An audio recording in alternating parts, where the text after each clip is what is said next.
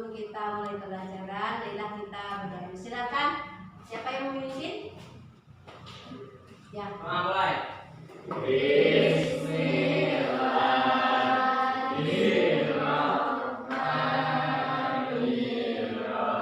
Kepada materi yang akan Ibu berikan, yaitu materi tentang taharah.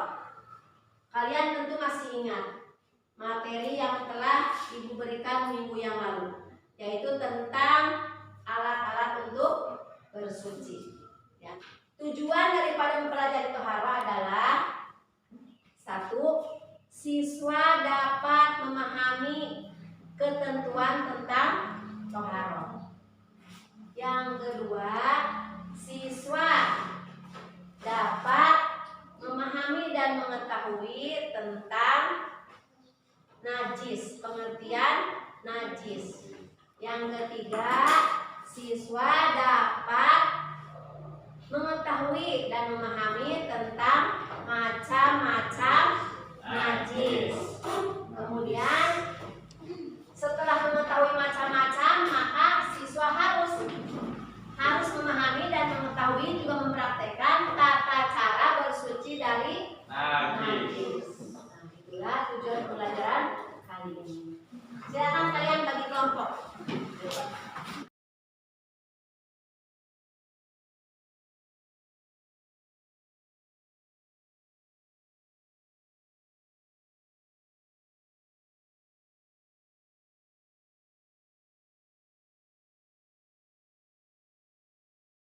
Ketentuan atau sumber hukumnya ada dalam Al-Quran surat Al-Baqarah ayat 222, surat Al-Mudaththir ayat 4. Wasiyabaka fatahhir, dan bersihkanlah pakaianmu.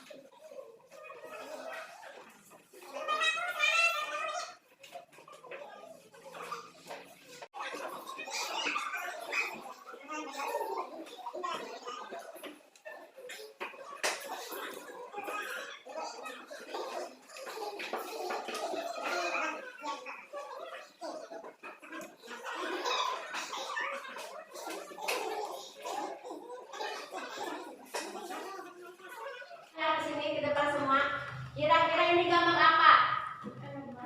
Orang. Gambar bayi ya? Bayi yang Kencing. Jadi ini kira-kira bayi yang berumur, bayi laki-laki ya? Bayi laki-laki yang berumur kurang dari 2 tahun. Kurang dari 2 tahun dan belum makan apa-apa kecuali belum makan kecuali ASI. Nah, jadi ini kira-kira termasuk najis apa?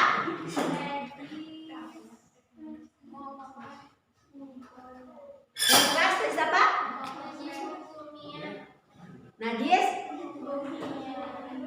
Najis apa?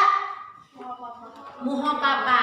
Jadi ini termasuk kalau air kencing bayi laki-laki yang belum berumur 2 tahun dan belum makan apa-apa kecuali nasi, jadi termasuk najis muhopapa. Kemudian gambar yang kedua. Ini gambar apa? Baju kotor. Gambar baju kotor. Kira-kira ini terkena kotoran binatang. Terkena kotoran binatang. Jadi termasuk najis apa ini? Mutawasito. Mutawasito itu terbagi 2. Mutawasito terbagi 2. Ada najis hukmiyah, ada najis ainiyah. Yang bagaimana dengan isuknya? Yang bagaimana isuknya? Siapa yang tahu?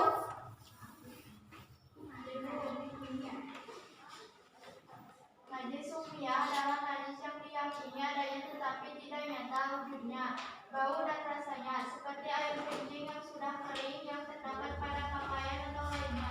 Cara mensucikannya adalah dengan mengalirkan air pada benda yang terkena najis tersebut. Nah, jadi najis sumia itu adalah najis yang tidak ada wujudnya. Jadi tidak ada wujudnya, tidak kelihatan. Cuma ada baunya. Tidak kelihatan tapi ada baunya. Misalkan apa? Air kencing pada baju yang sudah kering air kencingnya. Misalkan kalian punya adik ya, punya adik. Kebetulan disuruh masuk ya. Terus kencing. Si bayi itu kencing, adik kita yang kecil itu kencing. Kemudian kita mau sholat. Ini teh garing ya, kering tapi tidak ada wujudnya ya, tidak kelihatan. Kan kalau air kencing sudah kering tidak apa? Tidak kelihatan. Tapi ada rasa baunya, kecium baunya. Nah, itu termasuk najis hukmiyah. Jadi yang tidak ada wujudnya. Tidak ada wujudnya. Tidak ada zatnya. Nah, jadi disebut najis hukmiyah, tapi kecium baunya. Jadi bau dan rasanya ada. Baunya, misalkan salah satunya baunya ada. Nah, itu najis misalkan air kencingnya sudah kering. Kalau najis airnya apa? Najis airnya? Siapa yang tahu najis airnya?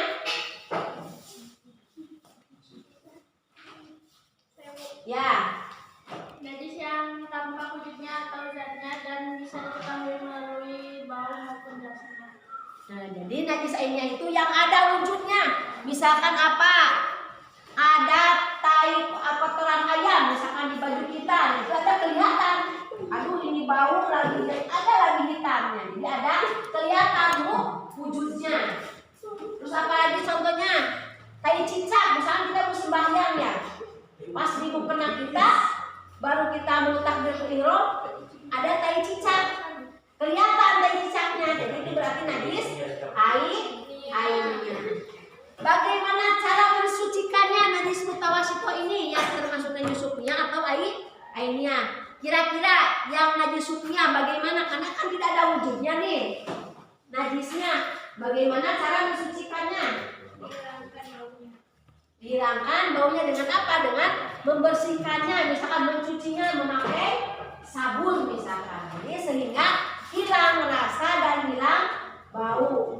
Karena tidak ada airnya. Hanya ada hukumnya saja bernajis, tapi zatnya tidak ada. Kemudian kalau airnya, najis airnya, bagaimana cara mensucikannya? Karena itu ada jendulnya, ada sesuatunya kelihatan sama mata. Dihilangkan dulu airnya, zatnya dibuang, kemudian baru dibersihkan. Terus yang kamar ketiganya Pak? Kamar apa ini? Anjingnya menjilat tangan. Kira-kira siapa di sini yang melihara anjing? Tidak ada ya? Tidak ada, karena kalau di rumahnya yang melihara anjing itu tidak akan datang malaikat rahmat katanya ya. Jadi jangan dipelihara kalau anjing. Ayam saja yang bisa disembelih, karena anjing tidak bisa disembelih. Kalau anjing termasuk najis apa ini? Mugolado atau najis yang berat. Disebut berat itu karena susah menghilangkannya, sehingga harus menggunakan apa? Tangan. Nah, air dan tanah. Harus menggunakan air dan tanah. Digosok-gosok ya. Kenapa anjing dan babi termasuk najis mugolado? Karena itu ada dalam Al-Qur'annya. Menurut ahli kimia katanya, jadi pada anjing dan babi itu ada suatu bakteri yang tidak bisa hilang kecuali dengan menggunakan tanah. Nah, jadi Islam itu sudah lebih tahu bagaimana cara mensucikan najis anjing dan babi. Sebelum ahli kimia, Islam sudah mengetahuinya. Allah sudah memberikan keterangan bahwa anjing dan babi adalah termasuk najis yang berat atau najis mugo. Sehingga membersihkannya harus menggunakan air dan tanah sebanyak berapa kali? 7 kali. Itu banyak sekali ya. Susah sekali. Ya. Najis mugolado adalah najis yang berat. Najis ini maka kami menyimpulkan najis berasal dari bahasa Arab yang artinya kotor. Sedangkan menurut istilah adalah suatu benda yang kotor yang mencegah saatnya mengerjakan suatu ibadat yang dituntut harus dalam keadaan bersih. Itu adalah najis pertama. Najis sedang yang termasuk najis ini adalah bangkai binatang darat yang berdarah sewaktu hidupnya. Darah, anak, muntah, kotoran manusia dan binatang. Lalu, Ya, silakan. Bu mau bertanya, najis mugolado kan anjing dan babi. Bagaimana kalau babinya beranak melahirkan kambing? Kambing kan halal dan suci, Bu. Bagaimana itu? Meskipun yang dilahirkannya mau ayam, mau kambing, mau domba, kalau berasal dari anjing dan babi itu hukumnya najis. Najis. Tahu hikmahnya? Hikmah dan manfaat daripada dari najis yang pertama adalah bersuci merupakan bentuk pengakuan Islam terhadap fitrah manusia. Yang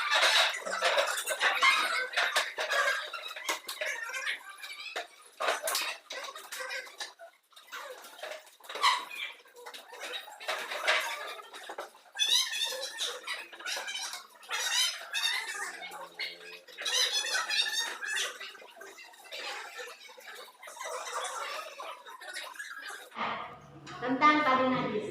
Jadi najis itu ada 3 macam, yaitu najis apa saja?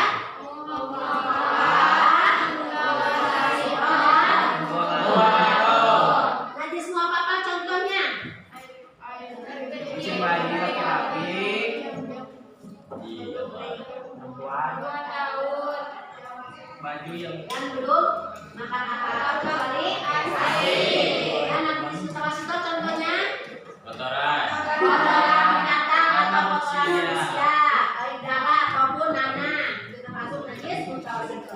Kemudian contoh najis mugolado, Air anjing. air liur anjing dan babi. Kalau cara mensucikannya, bagaimana cara mensucikan najis mukopapa? Dengan memercikan air. Kalau najis mutawasito,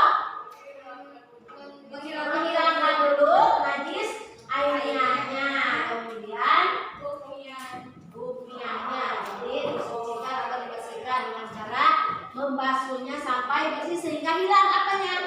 Warnanya, rasanya, dan baunya.